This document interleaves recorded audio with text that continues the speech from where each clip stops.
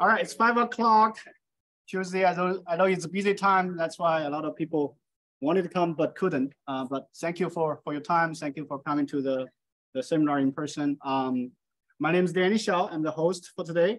And also we have a lot of people on Zoom. So welcome and thank you for your time for joining us. Engineering Seminar Series hosted by UW-Platteville has been started since 2016. So this is our actually 8th year. We want to introduce or invite guests from the industry to give us, show us the latest projects, and then not only how the project is done, but more importantly, how the project can impact the community that we live in. So we are very happy today to have Hawley from raSmith come in person to us. Thank you very much for your time. I will give a very quick introduction of our speaker, and then we'll have the speaker take the stage. So Hawley, right? Is that right? Yeah. Hawley, yeah. He's a senior project manager in the traffic engineering group at raSmith. He completed his bachelor degree at Marquette University and his master at Texas A&M University. So Angies, howdy, right? Both in civil engineering. Pan has more than 30 years of transportation project management experience. His area of expertise include traffic planning, access management, site circulation, traffic impact studies, roundabouts, and parking studies. Pat has managed large multidisciplinary project teams on complex projects. He presents regularly at conferences, published transportation articles in national publications, and has taught classes at Marquette University and through the UW system. He holds certification as a professional engineer in Wisconsin and Illinois, also professional traffic operation engineer, PTOE, road safety professional, and also we start qualified roundabout designers. I saw the list and we don't have a lot. We have about 10 or 20, right? That's all we have actually. So very, very few. And we start certified traffic impact analysis prepare. So Pan regularly provides expert witness testimonies on access, traffic operation, and safety issues. So if you want to know more about transportation, especially traffic, this is definitely the expert. So thank you very much. Please help me welcome Hawley. Thank you. Well, thank you, Dan. Thank you everyone for coming out this afternoon, evening. These two projects were some of the funnest ones I've had the opportunity to work on. As he said, my background is focused in degrees in civil engineering with a focus in transportation. And throughout my career, it was on traffic. So traffic operations, safety, all those types of things. And to get the opportunity to do this, which you'll see is somewhat related to what I've done, and it incorporates a lot of transportation elements, but it combined it in a way that I had never done before with a lot of different agencies and people, and it was just unique experiences. So did any of you attend the US Open when it was at Erin Hills in the Block area? Okay, so we'll kind of start with that. We'll kind of give you a little background there.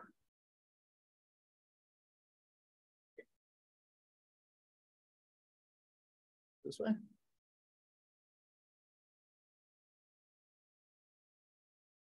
Maybe because I move into recording. Go back to the slides, maybe that will work. Now try it. There you go. Perfect. Okay. So we'll give a little bit of an overview of the US Open itself. We'll talk more on the 2017 Open. I had more of a role with that, more exposure both in the planning leading up to it and also the event management, and then finalize it with the 2019 and what we helped with that. So the US Open, it's their premier US Golf Association event. They've got the US Open amateurs and women's, and the US Open for the men's once a year, always ends on Father's Day weekend. Practice rounds are Monday through Wednesday, and then the championship rounds are Thursday through Sunday. And that's really important also from a transportation standpoint, because it's practice for the players, but it was just as much practice for us as well watching as the traffic builds as you're leading into it. We see an issue on Monday, Tuesday, Wednesday. It's usually a small issue because there's not as many people. Those same issues on Thursday, Friday, Saturday, Sunday will explode.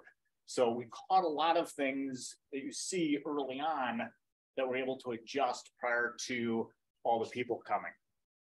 The attendance, it really varies, and USGA is kind of, well, secretive is the right word, as to how many people attend, but generally say anywhere from 35 to 45,000 people on their peak days.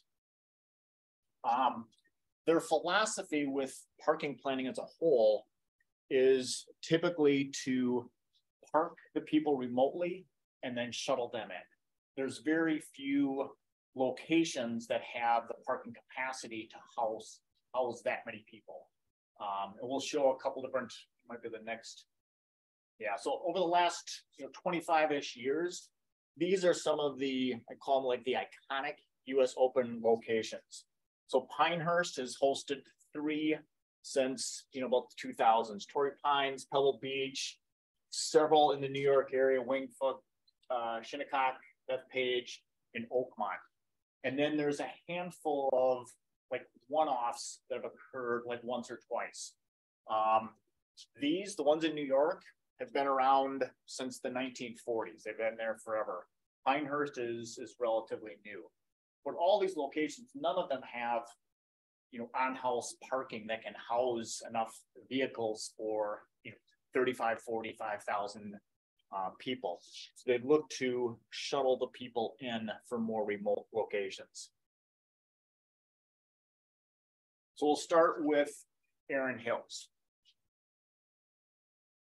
A couple things we'll hit on is the location challenges, the involvement with the Wisconsin Department of Transportation, and then the transportation plan itself.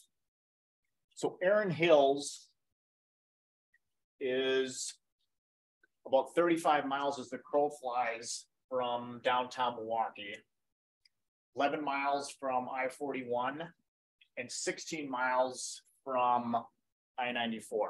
I don't know one's attended the event. Is anyone kind of familiar with this area at all, driven up in there? Yeah, okay, so a handful of you. The roads up there, they're beautiful, but they're not made for carrying vehicles. 167, the state highway that goes east-west, goes right past Holy Hill. It's got some gnarly curves in it. There's just a lot of tight roads, low capacity. There's no good way to get people in and out of the site. So the planning started for the 2017 Open back in 2012. At the time, I was still working for raSmith, but one of our contracts was I was on site at DOT a couple days per week, helping them with a variety of traffic issues. So when we started this project and some of those coordination, I was just there and happened to be lucky enough to be involved with some of those early conversations and was able to continue that throughout the process. So we coordinate a lot with Erin Hills, the golf course, and USGA. The State Patrol was a huge partner in all of this as to what exactly we do, how we implement it, where the traffic control posts are, and everything we do. And there's a wide variety of other agencies that were involved. When you look at the map, we've got multiple counties, we've got DOT, and a lot of other agencies that I really wasn't expecting. One of our first big meetings that we attended up in Washington County, and it was to talk about the transportation elements. And I'm kind of walking in there thinking, okay, we're coming from the DOT. This is kind of our show to kind of talk about what's going to happen from a transportation perspective. And we go into this room, and it's probably 50, 60 people. And me and the 3 other folks from DOT are the only ones that aren't carrying a sidearm. There was FBI there was CIA there was Homeland Security there was every sheriff's department, state patrol. And to put a whole different perspective as to how they're viewing an event like this, from transportation, what they're protecting, how they're protecting the people from the motorists, but also just any type of special event with that many people. How do they get people in and out in case of an evacuation, everything else? So it was a humbling moment, but also really exciting just to see, okay, we're one small part in this overall plan, and how do we fit everything together? So the parking plan and the transportation plan is really dictated by the parking locations. As I mentioned, they look to have those remote lots. They're kind of scattered throughout. We'll kind of jump into that. And that dictated the spectator routes, how we get people to those lots, and then how do we get them on the bus and shuttle them back to the golf course. In each location, Erin Hills and Pebble Beach had different challenges. So the USGA initially was looking at, let's have some of those parking fields relatively close to Erin Hills. There's a relatively rural area, so they're thinking, let's take over some of the farm fields out there. They'll lease the farm fields, you know, for that entire year, take it over and do that. The more they looked at it, we said, no, that's not going to work from a location standpoint, from a logistics. So in 2014, they kind of shifted away and said, we're going to go a little bit more remote locations. So map got Milwaukee down here in the lower right, Erin Hills labeled there. And the two different parking areas, we've got the blue lot, which is out in the Oconomowoc Paps Farms area. And then we've got the red lot, which was originally going to be on a farmer's field, kind of off 167 and Highway 45. We had, I can say, an abnormally wet spring. It was a Wisconsin spring, so it was crappy and wet, and the field stayed wet up until weeks before the event. And so a couple weeks before, they made the decision to shift that lot, and they moved it up to Waukesha County Fairgrounds. And keep that in mind as you think about all the different planning that went into the routes that were determined to get people to that lot, and then also the shuttle and kind of the repercussions that had as to shifting that relatively late in the game. So here's an aerial image of the Paps Farms lot, I-94 in the north. This is obviously during one of the busier days, all parked up. The white lines that you see are gravel that was trucked in. This location here holds 7,000 to 8,000 vehicles, and it was about a 25-minute shuttle ride. Washington County Fairgrounds, 4,000 to 5,000 parking spaces, about a 25-minute shuttle ride as well. One of the things that was really interesting for me in looking at this, and I'm not a golfer, so I haven't attended, golf events, but the amount of walking that people that do attend them, it's amazing. So you look at this, when they load, so here's the loading for the shuttles here, those on lines kind of in the lower left area. But that's a pretty big area. Just when you first arrive there, you park and then you're walking to get to those loading locations. This is zoomed in at Erin Hills itself, and it shows a couple of different streets that they were going to do closures on. And they did that for a couple of different reasons. From a transportation and traffic standpoint, we like that because it could just be, like a better term, a snowstorm of what would happen with all the different people trying to drive by. The law enforcement did not want those streets open from a protection standpoint. They didn't want some random person being able to drive down there, getting that close to the event. So they were doing it from a safety standpoint. We were looking at it from a traffic standpoint to kind of keep people blocked out. So both of those were decided they were going to be closed to traffic, except for if you had a USGA parking pass, or for the residents that were along there, they had passes and they could give to guests as well. And to kind of offset the challenge or the inconvenience, they hosted a party for all of the neighbors in advance. They gave them, passes to the US Open and everything else to try to be good neighbors, knowing that it was going to be a pain in the butt during that week. So route selection. The green highlighted lines show all the different routes to all the different parking lots that were used.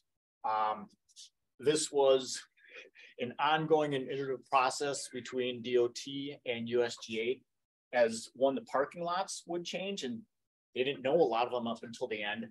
But then, they would say, well, we'll just bring them in this way. And we'd look at it, it's like, this is a tiny little town road, 10-foot wide travel lanes, no shoulders. It's not going to accommodate, this traffic or the weight of some of these vehicles. So a lot of back and forth as to how exactly we do it. DOT's primary goals were protect I-41 and I-94. We don't want traffic, backing up onto those. We want to manage delays and queues. It's a special event. Anyone's going to a brewery game, Packer game, badge game, anything type of thing. We know there's going to be delays and queues, and that's expected. We're not going to get rid of that, but how do we make it manageable and to kind of balance that out? And then the other thing from USGA's perspective is they really wanted to protect those bus routes. So once people got on the bus, particularly the two main lots at Paps Farms and out of Washington County, they wanted that to be a pretty straight shot. So they weren't going to be stuck in traffic once they got on the bus. So to do that, the kind of the route analysis was fairly, and that was kind of where more of the engineering and the traffic side came into play. We're looking at all these different parking lots. We're looking at the arrival and departure patterns for each of them, estimated based on past events. We're assigning the traffic to all the different roads and seeing where those potential conflict points would be, overlapping that with the background traffic that we know is already out there. What type of traffic control is there? Is it roundabouts? Is it signals? Do they have surplus capacity? Where can we send these people? And then we really tried to kind of balance those delays and queues throughout the system. Signing plan, this was my nemesis. So we talked about all those changing routes and changing locations. It was hours upon hours that shouldn't have taken this long, but constantly revising it. And part of the challenge was USGA had different philosophies and different experiences with how to develop signing plans. DOT's coming at it from years of developing signing plans for roadways and highways and everything else. And here is the terminology that should be used. Here is how big the sign should be, how big the letters should be. In USGA, they didn't have that experience, but they had the experience of special events. So it's kind of trying to blending those two philosophies together. Took a little bit of time, we'll say. Some, I won't say heated discussions, but there was a lot of back and forth between DOT and USGA as to what the sign should say, where they should be located, how many signs there should be, and how big they should be. And ultimately, there was 3 different signing plan sets that were developed: pre-event, inbound guide signs, and then the outbound guide signs. The pre-event warning signs were just that. They called them their scare signs. A lot of traffic is going to be coming here next week or the next 2 weeks. Be prepared. So these went up a couple weeks in advance around where we anticipated some of the heaviest traffic to be. We used 36 static signs, so like this, and then the portable changeable method signs, PCMS. We used a ton of PCMS throughout this entire process, and they were lifesavers. We'll kind of walk through it and see. Inbound guide signs, 150 static signs supplemented with the changeable method signs and the dynamic method signs. So all the different lots at all the different locations. And actually, I think there's routes to more than 12. I think it was more in the neighborhood of like 15 or 16. But it's a lot of information, and that's when we talk about DOTs versus USGAs. I mean, putting all of that information on a sign, you're going to an area that you haven't seen before. You're driving down the road at, let's say it's a country road, so you're going down to 50, 55 miles an hour. What pass number letter did we have? And trying to see that and having the repetitive signs to the kind of the confirmation, yes, you're on the right route. Mentioned they're kind of supplemented with the changeable method signs, both the portable ones to see on the right, and then the large overhead dynamic method signs on the left, which are along I-41, I-94. And then the outbound guide signs. There's a lot of them, but they're pretty pretty simple, and kind of like most businesses, in the owner's perspective, you want to make sure people can get to the business. You're less concerned with how they leave. And there was more of a, with the exception of Sunday, when everyone kind of stays till the end, everyone kind of disperses kind of randomly. It's not like a, you know, the end of a Packer game or something like that, where everyone leaves at the same time. You know, with the exception of Sunday, people come for a certain stint, they watch various players, and they leave randomly throughout the event. We used a lot of traffic cameras. So the orange triangles are what's DOT controlled, the permanent locations. They're at most interchanges.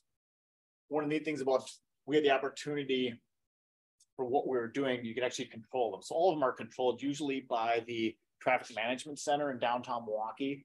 We had access to the system so that we could have control of them as well and see what they were doing. We supplemented that with a number of mobile cameras, a couple at, you know, the remote parking areas, a couple close to Erin Hills itself, and then a couple of the interchanges where there weren't cameras. This ended up being a lifesaver. When you talk about planning for things, you hope for the best, you plan for the worst type of things. We develop contingency plans for everything. Laundry lists of what could go wrong, and if things did go wrong, what were we going to do about it? So we had alternate routes in case there was like a long-term closure on a road, either a crash or something else. What would happen if there was a rain event? What would happen if various parking lots got filled, and how would we divert traffic? So we looked at that, we created a map of all the different roads where there was routes on, and each segment of those routes got a number or a letter, and then each intersection or interchange had one also. And so what we did was look at, okay, what if there is a incident or something happens that shuts down this section of Delafield Road near the blue lot? Call up alternate route 2. Here's what happens with alternate route 2. Here's the primary signed route, the route segment to be closed, the alternate route. Here's where we're going to use portable changeable message signs.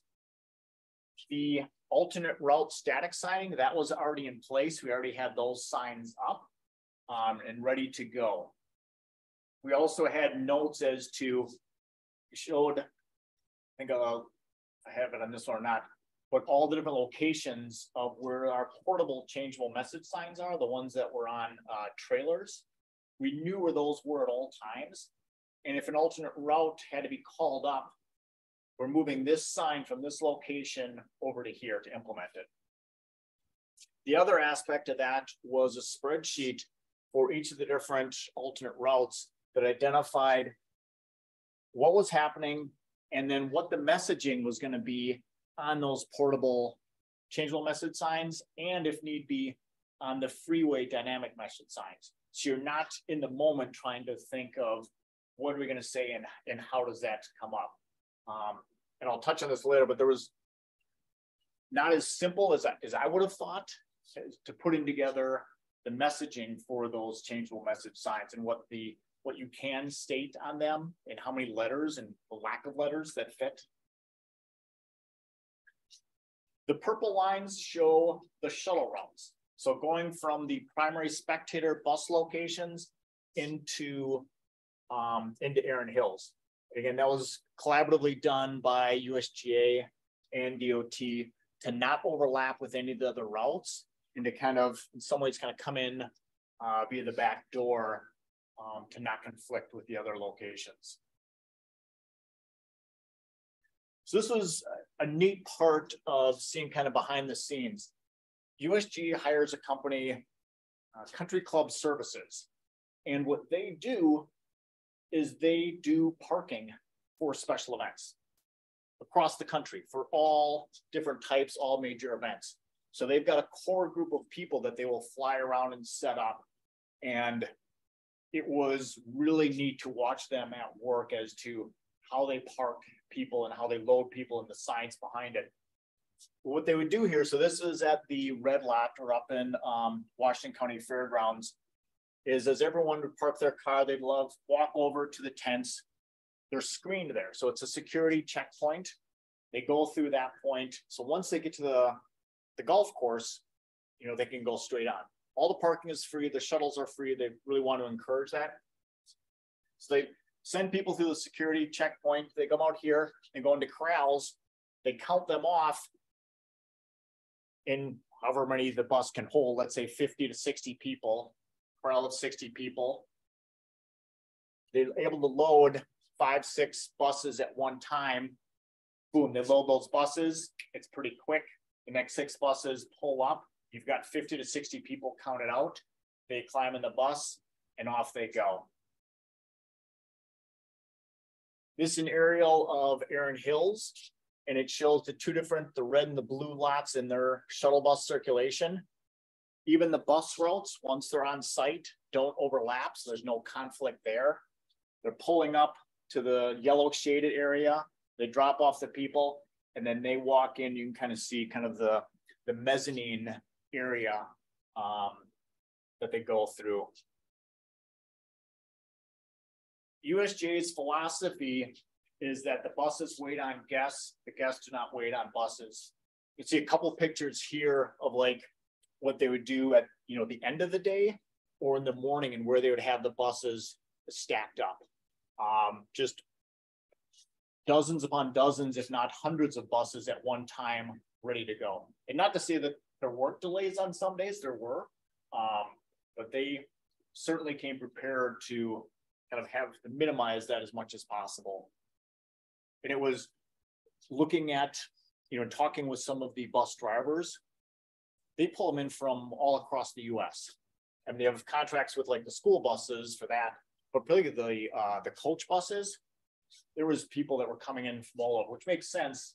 It's not like Wisconsin has that many coach buses available at any given time. So during the week, once we started, we call it the practice days again. So Monday was really just kind of monitoring traffic flow, getting a sense for what's going on, relocating and modifying some signs. This one's actually, you know, blue duct tape that we ran out to the hardware store to find. And I don't recall what the original message was, but we had changed something, rerouting it. Tuesday, the fun happened. So on Monday night, 1.5 inches of rain dropped. So all these parking lots, even if they're not on Farmers Field, there's a lot of them that are on grass. So we had the temporary closure of 2 on-site VIP lots, 2,400 spaces. An adjacent lot of 3,600 spaces, or a couple lots, that also closed. Potential closure of the blue lot, which was the biggest remote general parking of 7,000 to 8,000 parking spaces. So how we had split it up at DOT is my partner from the DOT, he kind of took the morning shift, and I took, so he was there at like 4 a.m. till noonish, and I was there typically noonish till 8 or 9. So I started getting texts from him, you know, first thing in the morning, you got to come in here. So everyone kind of frantically trying to figure out what we're going to do. And so what they did was gravel trucks restored 2 of the on-site VIP lots. They directed vehicles from the volunteer and VIP lot up to the red lot, and then developed kind of a contingency plan, if need be, to divert vehicles down to Miller Park. Thankfully, we didn't have to do that. If you owned a gravel truck or a gravel business that week, you were hopping. It was amazing the amount of gravel that they were dumping in on some of these lots, just nonstop. On Saturday, this is an aerial of Pap's Farm, so kind of looking to the north, and we had incredibly long backups entering into the site. And the lot was approaching capacity pretty early in the morning. So we looked at it, a couple different things were happening. One is the backups and the queues caused with a slight shift in where people were coming from. So this is the first weekend day of traffic. So there's more traffic coming from the west, coming from the Madison area. The other big thing was because of so much rain and water and all the gravel, they had the gravel trucks, they had the, you know, the, they call it the things that were like tamping it down that were blocking the ability to get people into the lot quickly. The demand itself was a little bit higher, but not, you know, that extensive where it would have caused that. So we did more so from the, in addition to getting the gravel trucks out of the way, is from a capacity standpoint, is the original signage going out to the blue lot, was anyone coming from the south, so southern Milwaukee County, the Chicago area, was coming up 894 and we're sending them out to 94. So we used the changeable message signs on the freeway and diverted them up to the red lot. So we're able to do that for a couple hours, quell the demand enough at the blue lot where it was fine and the red lot could still accommodate it. State Patrol was a huge asset to have on the project. We really worked collaboratively with them for both the development of the plan, but then also implementing it. It was neat to see because we're all, you know, I'm looking at, you know, traffic operations and how traffic is flowing through and the safety of it. And they are too, but just the different perspective as to how they view things was really pretty interesting to be around.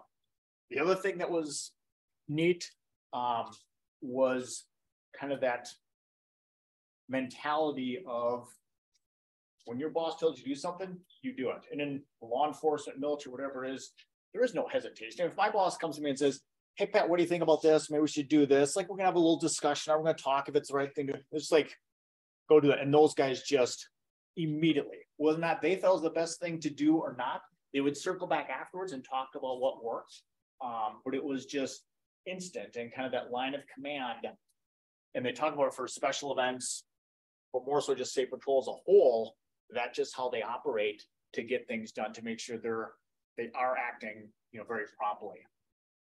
And then during the open itself, where our kind of office was located when we weren't out in the field, was actually in the traffic operations center, you know, like a separate base where all the State Patrol was located as well. And so it was day-to-day coordination with kind of what's working, what's not working. What can we do to improve traffic flow at these given intersections where they had, you know, State Patrol out there, you know, actually manning traffic flow through the intersections. Portable changeable message signs, they were a lifesaver. We talked about the different ways that we were changing traffic back and forth. It was amazing, but the key elements was really developing those message plans part of the event, and identifying the locations and kind of having that map as to where they are and where they could go for each of the different contingencies. It was a nice benefit for the route confirmation. Again, there's long stretches of these rural roadways where you turn, you saw the US Open sign, and it's been a couple miles since you saw that other sign. Are you still going in the right direction? Where are they taking to? Because you can't plug it into your phone. And that's what a lot of people would do is Erin Hills. Well, we don't want you to go to Erin Hills. We want you to go to this parking lot that could be miles from it. So it was really nice from that extent. I mentioned the lot closures and the capacity issues to redirect people. We had 12 initially. Every chance we got, we grabbed another one, either if it was a DOT one of the counties, or having USGA rent additional ones. I referenced this before, you know, the messaging was challenging.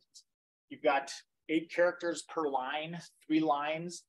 DOT only wants to go back and forth, toggle between 2 different screens to not overwhelm them. And it's simple things like next exit. Well, if someone says to you next weekend, is that this coming Saturday or is that the following Saturday? The same kind of thing. So we relied heavily on traffic management center kind of saying exit now. You know, don't say next exit, just say exit now. But to really kind of figure out what we can say and how to make it very clear to the people. A lot of lessons learned on the signing. Some we knew, some we didn't know. Definitely needed larger signs on the freeway. I mean, you ever look up close to the size of those freeway signs? I mean, they are just massive and the letters are huge. When you put some of these that we thought or USGA thought were large enough and you're going 70 miles an hour, it's hard to see. Advanced installation, most of these were put up on Saturday and, for the event starting on Monday. So what we tried to do is go out and drive to see what made sense. There really wasn't much time to adjust if there were issues. On-call sign manufacturer, we use that more in Pebble Beach than we did for Erin Hills, but it was still critical out here as well for things that come up and signs that change. When possible, really spell out the letters. So if you see a long list like lots A through H, we're lot I, A, B, C, D, E, F, trying to figure that out. And some like A through H, it's going to be hard to do to list them all because it's a bunch of them. But when possible, to kind of make it as simple as possible. And I kind of talked about some of the design elements. So when USGA puts together their plans, and they do a lot of this themselves, is they start by identifying where their signs are going to be. And so they'll plop pins using Google Earth. And then they'll have a spreadsheet kind of listing where the location is, the sign number, what that sign says, and the size of the sign. And then ultimately they will have a separate document showing the sign design, which makes sense as to how they kind of progress through it. But to give that to a contractor to install the signs, so he's got to have all three of these basically to understand where these go. So we did this for Erin Hills. We were able to kind of tweak it a little bit and make it a little bit more user-friendly for Pebble Beach. But even like verifying the sign locations when we were out there, okay, what is it supposed to say here? And even proofing it, when you look at a plan sheet to see, okay, this is routing me off here. It's really hard to do it on something like this. But again, their practice, what they've done was, the routes are always changing. It's like, okay, we're going to have this, and it was easier for them to do. But since they didn't, up until the end, they didn't want to put together the signing plan until it was, at the last minute, or I should say, until they needed to. The traffic cameras, they were great. It really works a lot, particularly the ones that we had like in the lots or in the adjacent intersections. They work well for us and for State Patrol. We can identify, how far is traffic backing up? Are there pedestrian issues? At the ones at the parking lots, we can really see the lot capacity and whether it was getting full or at the end of the day, how much was clearing out. The State Patrol would use it to kind of monitor their own officers, kind of saying, okay, traffic is backed up, get your butt out of your car and go, flag those people through the intersection. USGA would often call State Patrol and say, hey, we're seeing an issue here. Can you help us out? We pull it up and say, or USGA would say, we've heard of an issue at this location. We could pull up the camera and say, we're not seeing it. Can you help us understand what's going on? And then the last one is we spent time kind of setting those cameras up in advance just to make sure that we were going to be able to see what we wanted to see during the event. State Patrol had access to an aircraft. And at first, like, okay, that's great.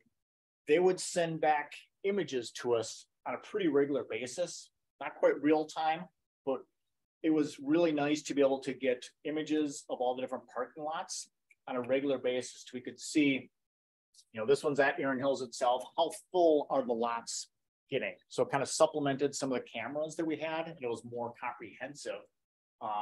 We could also use them to, if we'd heard of an incident or a traffic backup at a location where we didn't have a State Patrol officer nearby, they could go out there and assess, what was going on pretty quickly. So shifting gears now to the 2019 US Open. So for the 2017, that's where, I was right from the get-go through all the different planning, kind of as a adjunct for DOT. For the 2019, I wasn't involved with really any of the planning leading up to it. I helped them a little bit with the signing plan. And to be honest, I just kind of lucked in to the position. They had formerly hired a retired guy from North Carolina DOT, who had retired from the DOT, worked for them as kind of a side gig for a little bit, and then he ultimately retired. They needed someone for this, and so they asked me to kind of be the eyes and ears, particularly during the event. They want that conduit to go from USGA that talks golf to Caltrans and California Highway Patrol that's talking traffic, and they wanted me to kind of be that conduit. So it was, like I said, I kind of lucked into it since they knew me from the 2017 Open, and it was a blast. A ton of work, but a blast. So Pebble Beach, it's about 2 hours south of San Francisco, 5 hours north of LA. It's on the Monterey Peninsula, and in the it's called the Del Monte Forest. And essentially, well, that line can't really see, but like the southern half of the peninsula is like one large gated community. I think it's like maybe 5 or 6 gates to get in there. And we talked about the roads at Erin Hills and being a challenge. They were challenged here as well, but in a very different way. So have any of you been to Pebble Beach? So there's an iconic drive called 17 Mile Drive that goes kind of around the peninsula. You can drive on it, you can bike on it. You have to pay to do either. I don't recall what they charge you for, but so this is like the main road through the forest. And so you can see the golf course on the left there, relatively narrow. There's no pedestrian accommodations. Most of the roads in there were more like this, tree line. I mean, picture up north Wisconsin, a small country road, very hilly, very windy. And then the picture on the far right actually kind of made some just dirt roads for the US Open to help supplement some of the bus routes. So similar to Erin Hills, their parking plan involved remote parking. This one was at California State University campus. One kind of monster lot for all the general parking, about 15,000 vehicles. And it was plus or minus a 45-minute shuttle ride. But again, this is California traffic, and there was a lot more going on. So that could really vary, pretty significantly. And there's fewer options to have a shuttle-only route once you got into the forest. That was supplemented by several other lots. These are kind of some of the major ones, anywhere from 400 to 1,000 spaces. Each of them had their own shuttles to and from the golf course.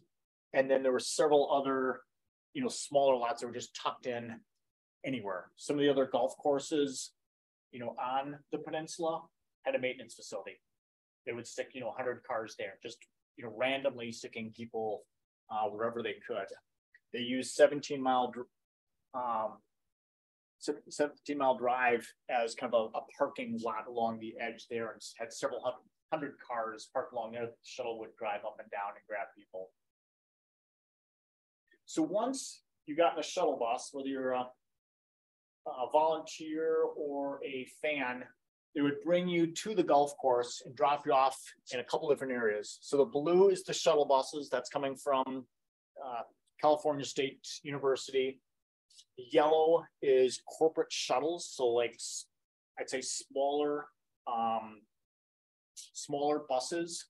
So a lot of their corporate partners or from hotels, different things like that would do that. And then the red is passenger vehicles. And it was limited to, you couldn't have, I think it was more than a 10-person van, and they're pretty strict on that. For each of these, then, again, they want to minimize the conflicts from a traffic standpoint. So they each had their different routing patterns coming in and out of the forest and then to leave. And then once you get dropped off, again, it was amazing the amount of walking that you do, you know, a half-mile walk then, you know, to get to hole number 1. So this is a couple images of the passenger pickup and drop-off area.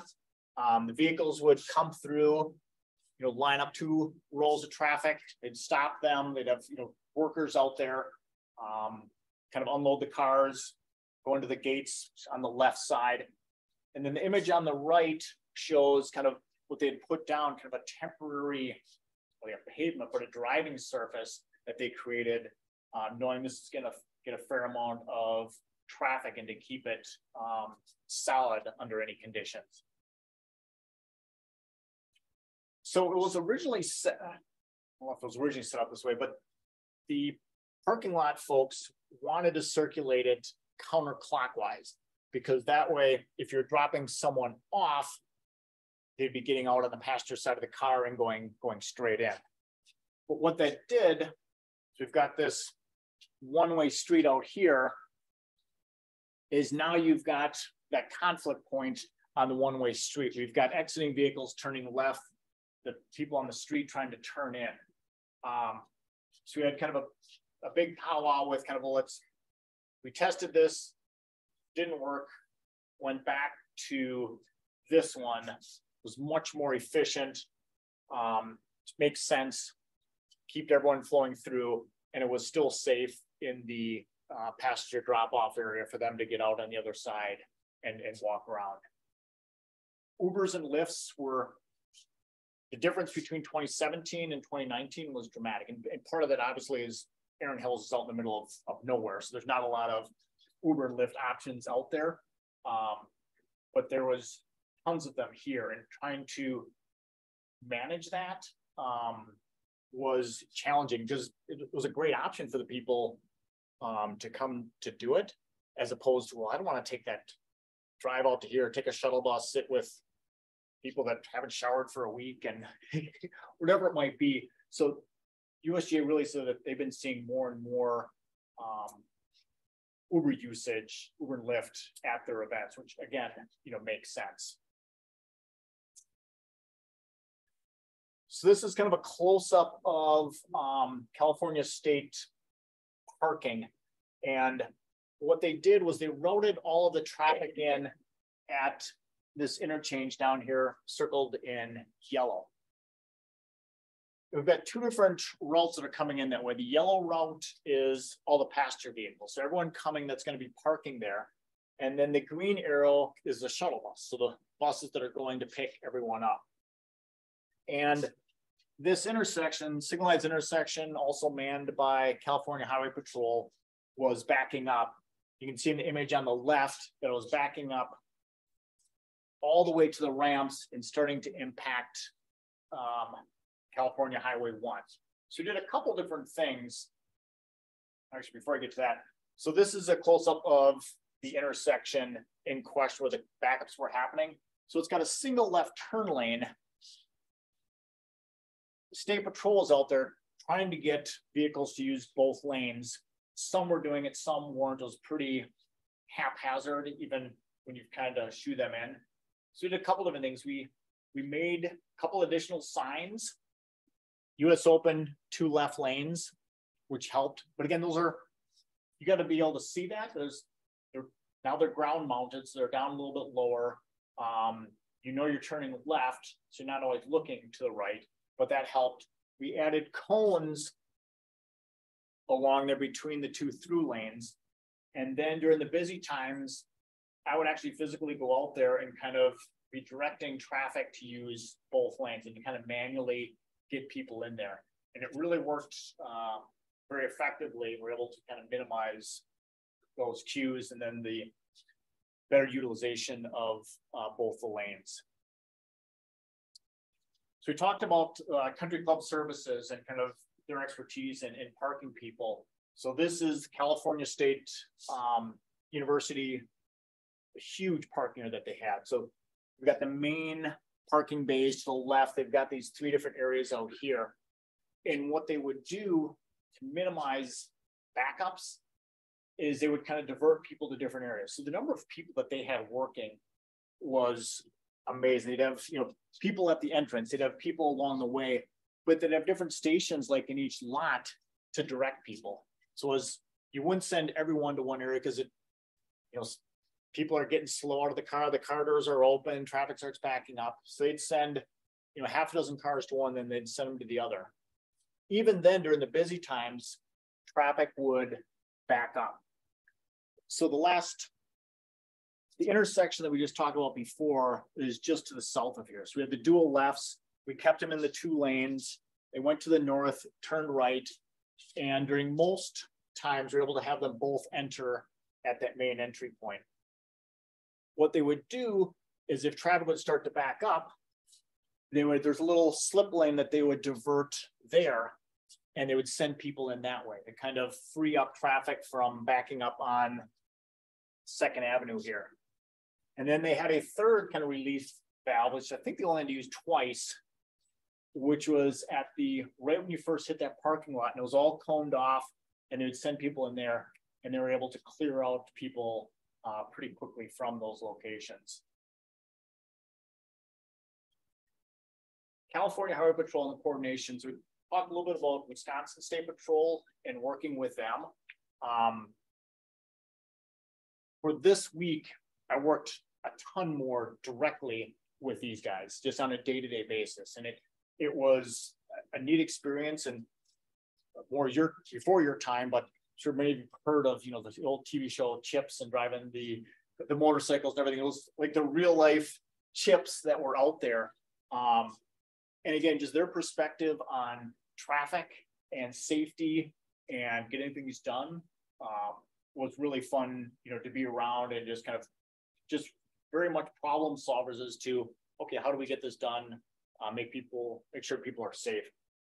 The other thing that was kind of unique is they had a program called the Explorers Program. And it was encouraging younger people to go into law enforcement, specifically the state patrol. And so they would have, guessing they were high school to 20-ish ages in there, that they want to do a career in that. I don't know if it was paid or volunteer, but they would use these, I'll call them kids, to help out in certain locations. They're not going to be putting them out at the main signalized intersections. I don't even think they got to ride the bikes, but at some of the lesser locations, lower volume of things, they were helping and supplementing them out. And it was a neat program to see kind of the responsibilities that they were giving them to kind of grow into that path.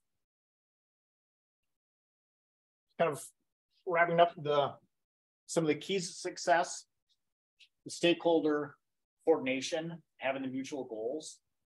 When we started working with them at Erin Hills, there was a lot of, it seemed like distrust on their part as to, okay, they kind of held their cards very close to the vest as to what they wanted to do. And we found out years later that the reason that they were doing that was Wisconsin was much more involved with the planning than other agencies were, and much more really just want to help you. Is that the other agencies at different locations would help, but it was always kind of a quid pro quo as to, okay, we'll do this. Oh, hey, by the way, how many tickets do you got for for the event to do that? So it was being on the same page with what we wanted to do and implementing it works really well. The plan itself and the time needed to go into that plan as to here's what you're going to implement, here's how it's going to be implemented, and all the different contingency plans was important to have done up front. And then that last one, kind of the responsiveness and the flexibility during the open to be able to change, because things are going to happen that you don't expect, no matter, this is at Pebble Beach. They've held it there many times. They've done the kind of the similar concepts. Things still come up that are just different. For this one, it was, the change from the time prior, which is probably 8 years before with Uber and Lyft, was huge. He said at that point in time before, there was some pickup and drop off, but not nearly the extent of it. So that is US open planning. Should have time for questions. How we do? Yeah. So with those contingency plans, you know, something goes wrong, it rains, whatever, you have to change. Like, what was like sort of like chain of like demand for like how do you get that? What's up to the next action do with that? It's a great question. It's was kind of what is that chain of command for the contingency? And I can't remember the exact term, but for these special events, and State Patrol has them all the time, there is a distinct chain of command as to who authorizes what and when can things be done. And certain things, you know, kind of, it doesn't go to that level. But for changing the routes and everything else, there was a very distinct plan as to what that hierarchy was and whose position kind of controlled it. And so for like in Wisconsin, it was Captain Carnahan, I believe, was like the top guy, and then he could kind of dictate kind of what was going to happen there. But that's a really good question as to who can kind of control that. Yeah. So how long before the event actually takes place does all the planning start? So for the one in Wisconsin, it was about 5 years in advance. That was more than some of the other ones because it was a new event and they'd never been, you know, to Erin Hills, they'd never been to Wisconsin. Each one kind of varies, but like the USGA guys, the ones that are most active with that particular event, they move out there and they live there for 18 months to 2 years. So like the one in Wisconsin, the 2017 event, they had moved out there in 2015. Not all of them, but you know, there's a core group of people that are doing the day-to-day coordination that are actually moved there and living, you know, in the area. They weren't super excited about being in Wisconsin in the winter time, but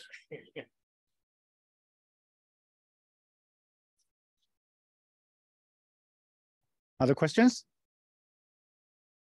I guess I have one more then. Yeah. You had a slide where you said to get a custom sign person here for the Wisconsin ones. I guess I worked at the WISDOT and at their sign shop in Madison. Yeah. I was curious, like, was there interplay there? I know there's very strict things, like you said, what you can put on there. Did you have to go through WISDOT approval for those other signs? How was that? for the signs like that were kind of like USG signs. Yeah, you have those blue ones you had up there. Ultimately, Ones.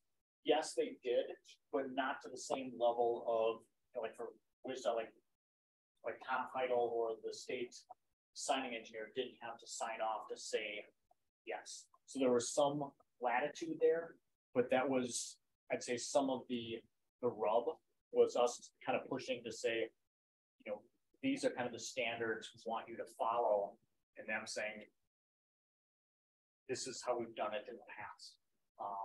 But they did, ultimately, everything that you saw kind of got DOT approval, including even the material of the signs themselves. I mean, none of it for Wisconsin was like a metal sign. It was that kind of plastic corrugated, you know, material that you'll see like a yard sign kind of thing, which is, again, part of the reason where they can't get up, put up too far in advance. So. How many other events did you, sorry, thank you. How many other events did you have to research for, like, the things that went wrong? Did we learn from? Because I know, like, if you started with Erin Hills, did you look at past events and say, wow, that totally went off rails? Yeah, we did a couple different things. One, talk with USGA folks as to what their experience was. Their transportation engineer retired guy from North Carolina DOT provided some insight. There were several events that were hosted by up in Kohler. So we talked to those. That was a little different animal because Herb Kohler was so hands-on with everything that he kind of managed everything and made sure nothing went wrong. Yeah, But they are. the DOT was also very active with that one. different regions. We talked a lot with them. For the, there was, I think the year prior in 2016, it was in Oakmont, and a couple of the senior DOT and State Patrol folks went out there and kind of monitored it. And they had at that point, they had a course evacuation because of, bad weather that was coming through, and they had to evacuate everyone off the course.